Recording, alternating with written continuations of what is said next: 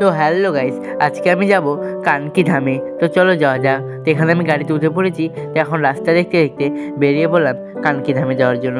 তো চলো আমার সঙ্গে তোমরাও চলো।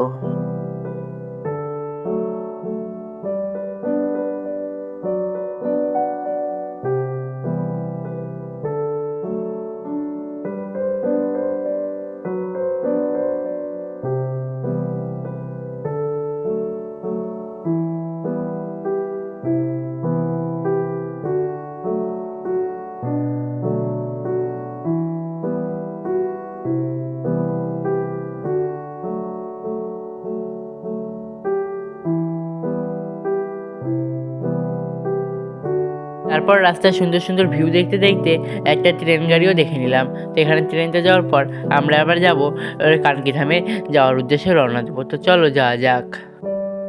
তারপর দেখতে দেখতে চলে এসেছি কানকি ধামের গেটের সামনে। তো এখানে দেখতে পাচ্ছ কত সুন্দর একটি গেট। তো এখানে আমি চলে এসেছি।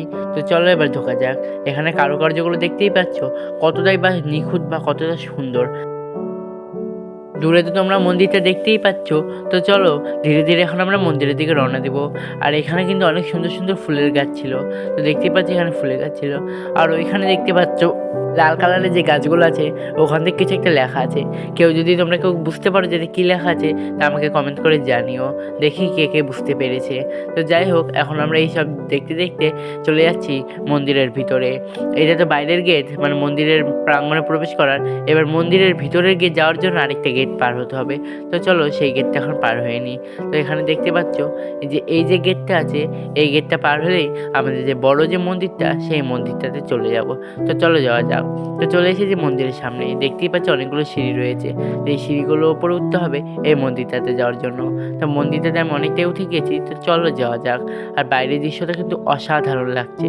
মানে এখানে এসে কেউ বলতে পারবে না যে এখানে এসে তার ভালো লাগেনি।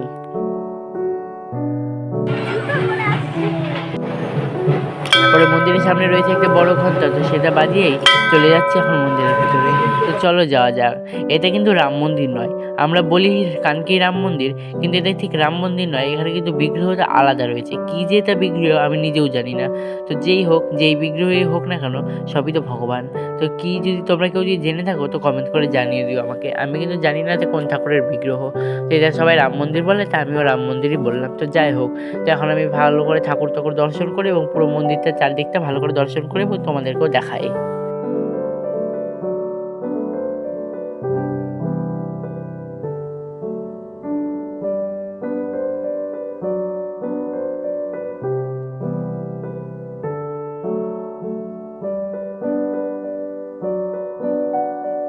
এখানে দেখতে পাচ্ছ ভগবানের শ্রীচরণ রয়েছে।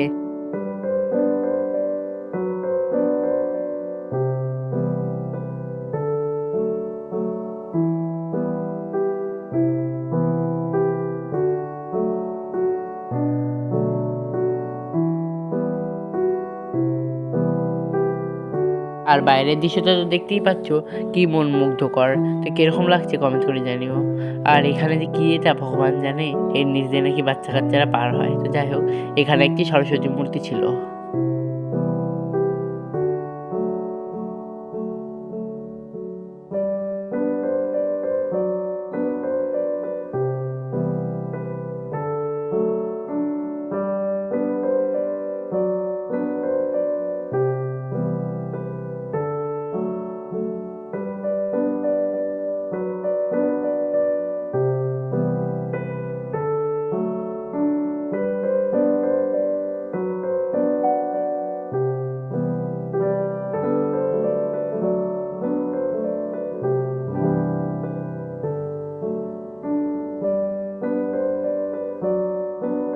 আর এরপর আমি বড় মন্দির থেকে নেমে তারই সামনে রয়েছে আরেকটি ছোট মন্দির। এটা শ্রী বাল গণেশের মন্দির, যে গণেশের বিগ্রহ ভিতরে রয়েছে। তো চলো এবার এই মন্দিরে যাওয়া যাক। তো চলো তোমরাও দেখতে থাকো।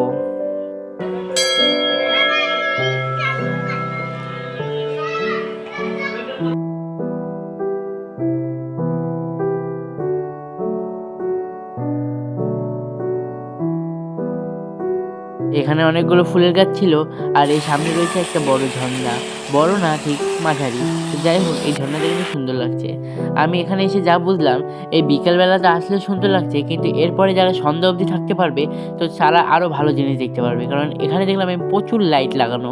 তো দিনের বেলা তো লাইটগুলো জ্বালায়নি, তো সন্ধ্যাবেলা লাইটগুলো জ্বালাবে, তখন আশা করি দেখতে আরও বেশি ভালো লাগবে। তো আমার মনে হয় এই বিকালবেলা এখানে এসে কিছুক্ষণ সময় কাটানোর পরে সন্ধ্যাবেলা সেই লাইটিং টাইটিং সন্ধ্যা আরতি দেখে তারপরে বাড়ি গেলে সবথেকে ভালো হয়। তাহলে সব কিছুই ভালো করে দেখতে পাবে। এখানে একটা ছোটো মতো বাচ্চাদের পার্কের মতন ছিল খেলার জন্য, যাতে বাচ্চারা বোরিং না হয়ে যায়। আর এখানে আমি দেখতে পাচ্ছ সাইডের দিকটা চলে এসেছি। এখান থেকে মন্দিরটা কীরকম লাগছে কমেন্ট করে জানিও।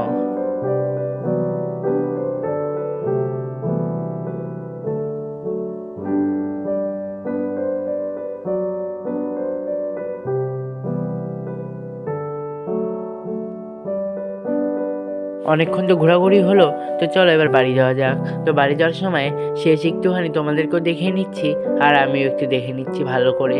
আবার জানি না কবে আসবো, তো যাই হোক। আর এখানে আমাদের জুতোগুলো রাখা ছিল, এটা খুব ভালো ব্যবস্থা যে জুতো পরে মন্দিরে তো যেতে নেই, কোথায় জুতো রাখবো চুরি হয়ে যাবে হ্যান ত্যান। তো তার জন্য এখানে ব্যবস্থা করা রয়েছে। এখানে কোনো টাকা লাগে না, সেই জুতাটা রাখতে হয়, আর তারা একটা স্লিপ দেয়, সেই স্লিপটাকে যত্ন সহকারে রাখতে হয়। সেই স্লিপটা দেখালেই আবার জুতোটা ফেরত দিয়ে দেয়। তো এখানে তারপর আমি গাড়িতে উঠে গেলাম, আর রাম মন্দিরকে বিদায় জানিয়ে এবার বেরিয়ে পড়লাম বাড়ির উদ্দেশ্যে। তো তোমরাও চলো আমার সঙ্গে এবার বাড়ির দিকে রওনা দাও।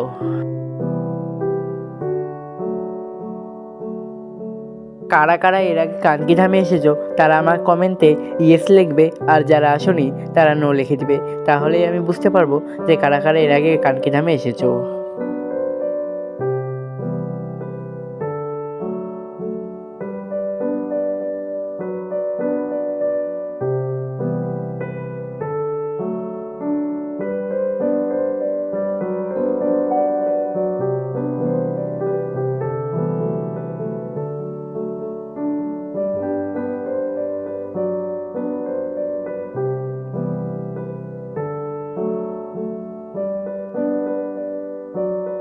এরপর বাইরের সুন্দর পরিবেশ দেখতে দেখতে আমরা বাড়ি চলে আসলাম। আর তোমরা এখনও যারা যারা আমার চ্যানেলটিকে সাবস্ক্রাইব করোনি তারা অবশ্যই একটি সাবস্ক্রাইব করে দাও আমার চ্যানেলটিকে।